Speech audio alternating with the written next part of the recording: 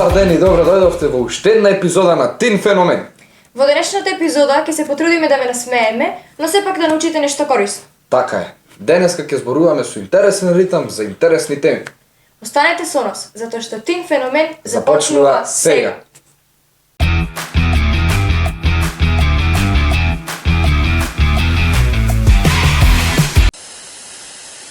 Михаил, во кое време е реченицава јас продавам, ти продаваш и тој продава? Време на распродажба, Михаела. Ами како да не, многу знаеш ти. Денеска имаме млада и талентирана пианистка. Таа не свири само со рацете, туку свири со нејзиното срце. Секоја нота под нејзините прсти останува трајна. Затоа денес е со нас Анастасија Петреска. Анастасија, добра дојде. Добро ве најдов. Како се чувствуваш? Одлично, искрено, преубаво ви е студиото и така пријатна е атмосферата. Благодарим ти. Благодариме. Знаеме дека се занимаваш со пијано, свириш пијано. Па кажи ни, кој ти ја вроди жалбата кон пијаното? И како започна да свириш? Првично приказната започна така што уште од 4-5 години многу сакав да пеам и така секој ден го поминував со музика. И моите родители, видоа дека имам некаква музикалност во мене и решија да ме запишат во основното музичко училиште Орло Михайловски Оцка на соло пеење, ама пошто може да се почне дури од 7 одделение, требаше да се запишам на некој инструмент. И првично одбрав виолина без размислување, ама еден наставник случајно ми засвири на клавир, прв пат слушнав како звучи и едноставно ме привлече инструментот и скроз се заљубив и реков готово, тоа е тоа. Така, значи од која возраст не започна да свириш на пијано? Од 6 години почнав првично само солфеж и теорија, од 7 почнав со инструмент. Така, и до сега свириш. И Веќе до колку сега години? свирам. Па, можда 10 фазла има, да.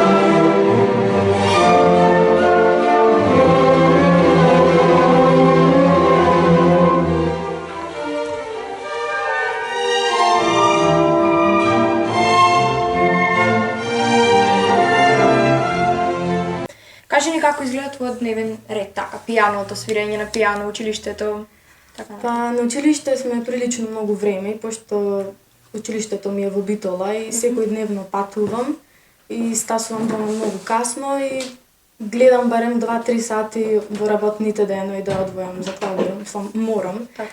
Па во викенди сето тоа го надокнадувам 5-6 сати секако, не може без толку, има и денови кај што целосно ги посветувам на клавирот. Така да барам многу Така, време. значи во Битола тоа е музичко училиште, Да, така? државно музичко А додека училиште. беше во Прилеп, учеше во Прилепското музичко училиште. Да, мислам паралелно со Така, да. другото, основно. Да. Дали, освен пијаното, кој инструмент би сакала да го свириш? Еве, во иднина понатаму или доколку не е, зошто не би сакала баш тој? Искрено никош не сум размислувала, секој знаев дека клавирот си е мој инструмент, ама сега еве ако треба да речам да пробам на друг инструмент, тоа би било виолончело дефинитивно, пошто така многу елегантен инструмент, женствен да речам. Така. Дали до сега си имала некакви надпревари на кои што си свирила со пијаното? Да, сум била на доста надпревари, државни и меѓународни, повеќето се први места, има и втори, има и трети, така да на многу, да. Дали може да не извоиш некој што ти оставил најмногу впечаток? Па, може би надпреварот во Сараево, акордеон Арт Плюс. Секој надпревар по себе е битен и така да не можам да одвојам, може би тој така еден од поубавите на кои што сум била. И што се случуваш таму, кажи нешто повеќе, нешто интересно. Случка која ти останала во сеќавање најмногу? Па искрено не знам, секојаш е така правично тремата малце прави проблем на почеток, ама секогаш исто. Тама снималете, ако одиме пример во друга држава на надпревар и со тоа си ода и дружби со професори, со другите деца, така да секогаш е едно ново искуство, нова авантура. А како ја минуваш тремата? Пред да излезеш на сцена. Искрено, тоа е тешко малце да се одговори, пошто ја самата не знам. Едноставно, тоа е, си кажувам во себе дека можам, техники на дишење, само да вербата тука игра клучна улога, така да и на тоа треба постојано да се работи.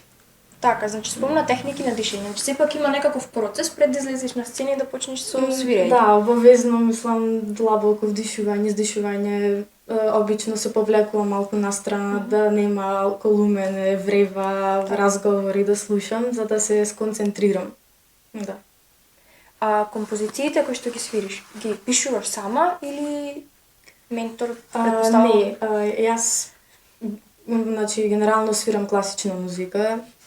Досега не сум пробала да компонирам, така да свирам дела, така да ги наречам од железниот репертоар. Шопен, Моцарт, Бетовен, значи чисто класична музика за сега барем. Од кој композитор најмногу сакаш да свириш композиција? Дефинитивно Шопен. Да, тој ми е омилен. Од романтизмот, така најмногу дела имам од него, може да свирено и најмногу се соживувам. Така, а зошто пример некогаш не би пробала да напишеш сама композиција? Нормално би сакала да пробам, ама тоа не е така едноставно, пошто ако еден музичар изведувач, значи е одличен во тоа што го прави, не мора да значи дека може истовремено да биде и добар композитор, пошто за тоа треба да има посебни способности. Ама секако јас гледам да се развивам во целосен музичар, комплетен, така да секако би сакала да пробам да компонирам понатаму. Така. Освен пијаното, настрана од пијаното, каков друг жанр музика слушаш?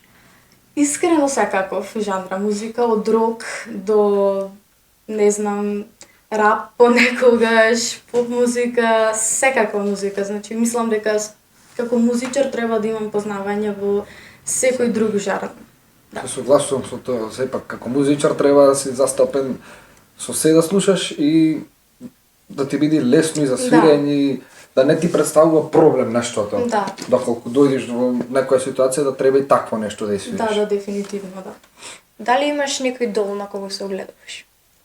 Искрено имам многу идоли, пијанисти да речам, од светската музичка сцена. Тука можам да набројувам, значи до утре ќе се вика. Добро, неважните секој. Така, Кристијан Цимерман, Свјатослав Трихтер, секако тука морам да окажем и нашиот маестро Симон Трпчевски и мојата професорка по клавир Татјана Божиновска, не само како пијанист, туку и како педагог и како човек. Да. Значи сега представувам си 4-та година Да. и кажи ни колку е тешко така да матурираш, да си матурант. Па, И како оди тоа сето спремањето? за матура во нашето училиште се бара матурски концерт да се одржи, кај што треба да се припреми определен така голем дел од репертоар, што треба и да биде така на повисоко ниво, така да е прилично тешко, можам да кажам. Настрани сите други предмети што треба да се полагат, можам да кажам дека баш е хаотично периодов и напорно. Така, По завршувањето на средно, каде би сакала да се запишеш? Дали имаш дефинирано, Па, одлучено? планирам за Хрватска, се уште не е ништо сигурно, да се надеваме дека ќе ме примат, да. Значи сепак пада да продолжиш со музиката. Да, дефинитивно. Мислам, тоа уште од 90 години беше јасно дека ова јас го правам во животот и тоа е тоа. Михаела, математика кец. да ми извиниш, ама за кец не сум. Знам дека не си, ама за жал пониска оценка од кец нема. Дали имаш нека друга желба или хоби во слободно време со нешто друго што се занимаваш покрај пијаното и музиката? Па, имам доста интереси, пример, многу сакам театар, литература општо, колкуш имам време гледам да посветам други работи, нормално и за социјалниот живот треба да се одвои време, а некој така посебно хоби да речем да знам дека сум во нешто добра, Не знам искрено, да. Така, повторно ќе се навратам на музиката. Сега кажи ни, на колкава возраст е непаметно, пример, личноста да започне свири со пијано? Дефинитивно најрано што може. Пошто и по правило како што деца што сакаат да се запишат на инструмент, значи клавирот и виолината е 9 годишно образование, пошто да речам се најтешки инструменти.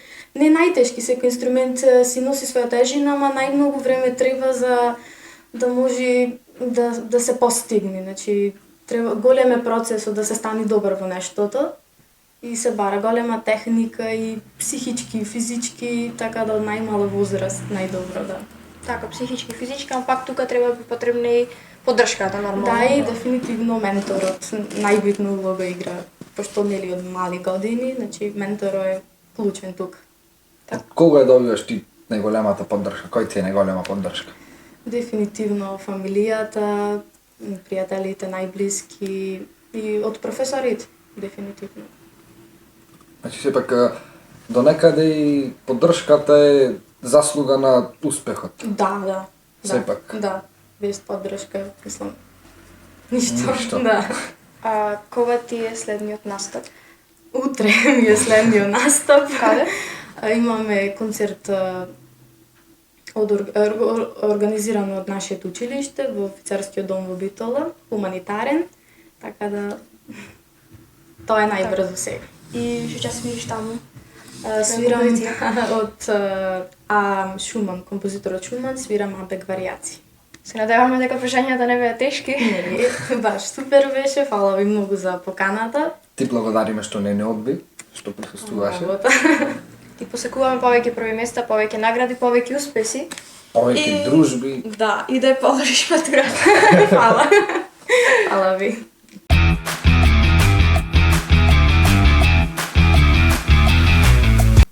И да, знаеме дека сакате уште, но дојде и денешниот крај. се надеваме дека уживавте и дека научивте нешто корисно. Не заборавајте да не заследите на нашите социјални мрежи. Се гледаме наредна недела, во исто време, на исто место. Чао!